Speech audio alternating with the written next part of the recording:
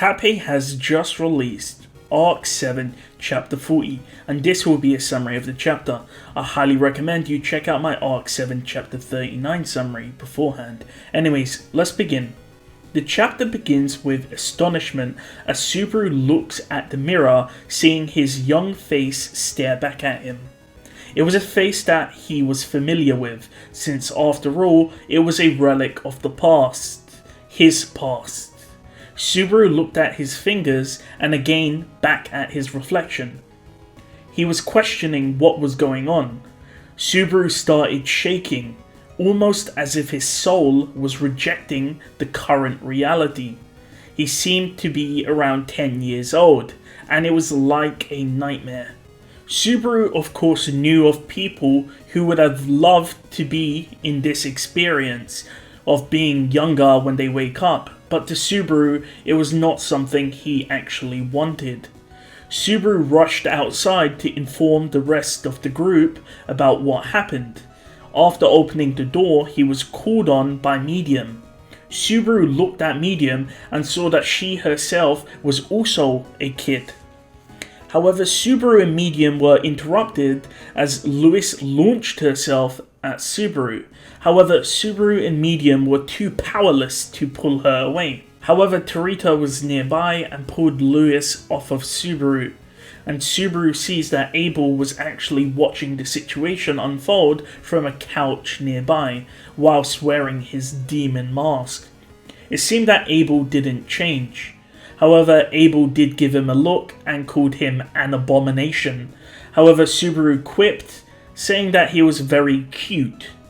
Subaru wondered about anyone else. Tarita, Louis and Abel were normal. As Subaru looked around out of concern for Al shouted out and said that he's happy that his brother is looking out for him. It turns out that Al is also a child and he has a cloth bandage around his face. Now of course Subaru is questioning why he has cloth around his face, and Al states that his helmet no longer fits him, so this will have to do. Subaru is still concerned about why Al needs to cover his face, but Al states that is a complex. Just because he's visually younger doesn't change his mental state.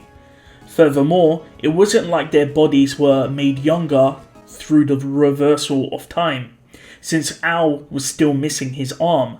Therefore his face would also still be scarred, hence he wants to cover it. With that, Subaru understands. Subaru then peers down his shirt and he sees all of the scars on his body, which confirmed what Al was saying. The crew was facing a problem. They didn't really have any clothes and they couldn't really wield their weapons anymore. Medium attempted to unsheath her sword, but it slipped out of her hand and nearly sliced off Subaru's leg. Medium then, of course, put her weapon back into its sheath. She used it effectively yesterday, but now it was useless since she was tiny. In other words, Tarita was the only fighter they had in their team now. Despite that though, Medium said she will do her best. Al wonders if Yorna was behind this. Subaru thought about it. After all three of them went to the castle, and all three of them were affected. As Subaru thought about this, Abel interrupts him, stating that everyone isn't really shocked with their situation. Subaru thought that initially he was distraught, but after seeing Medium and Al in the same predicament, he felt much better. Either way, Abel states that Yorna wasn't actually behind their appearances. Abel suggested that it was Olbart behind it. Furthermore, Subaru thought about his appearance. It's obvious that it wasn't made from magic or that it was some form of hallucination. In other words, this was some secret technique and this was reality. Abel states that Olbart is a shinobi, which makes Subaru think of ninjutsu and ninjas. Subaru and Al make references to ninjas from anime, which goes over Abel's head, and the conversation moves forward, with Medium suggesting that Olbart did it during the escape, how Medium and Subaru were poked in the chest. Subaru asked if Al was poked, and he confirmed that he did. He stated that he took a few blows. After all, if the blow didn't kill him, it did not matter. However, when Ao said this, he sounded very disappointed, almost as if he blamed himself.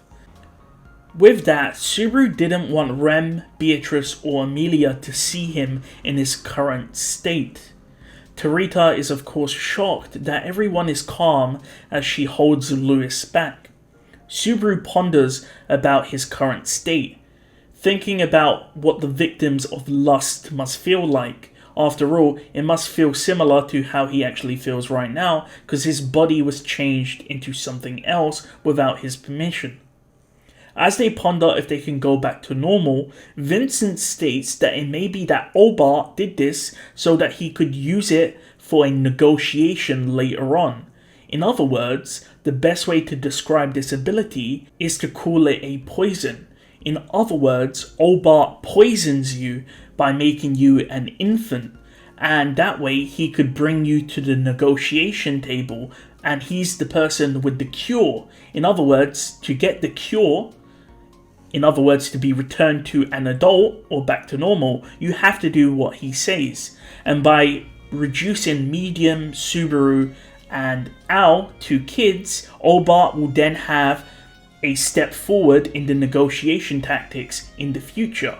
The group pondered if that meant that Obart would contact them, and then there was a knock at the door.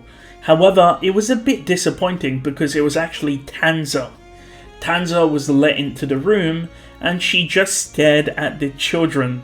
However, she carried on inviting them to come to the Red Ruri Castle to meet with Yorna. However, she made it very clear that it's imperative to bring not only the person who wrote the letter, but also the 3 messengers which came along for the first visit. Tanza then stated that she hopes that they will listen to Yorna's words by coming to the castle. With that, Tanza leaves. Subaru then closes the door, turns around and asks if they meet the conditions which were requested by Yorna in their current state. And with that, the chapter ends. So my thoughts on the chapter is as follows.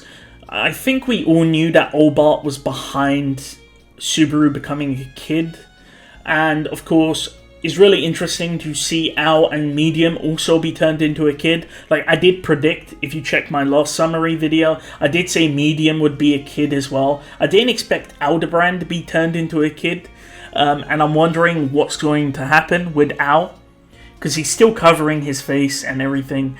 More importantly, they have a few hours before the meeting with Yorna, and I feel like they won't resolve the situation, because to me it makes no sense for Tappei to end on that big cliffhanger, only for them to turn back into adults after 2 hours or 3 hours of being a kid. So I feel like, I'm not sure, I don't feel like it's going to be resolved. I feel like they're just going to go to Yorna and be like, yo, I was the messenger. And that, that will be it. But yeah, thank you for watching, and I'll see you guys next time.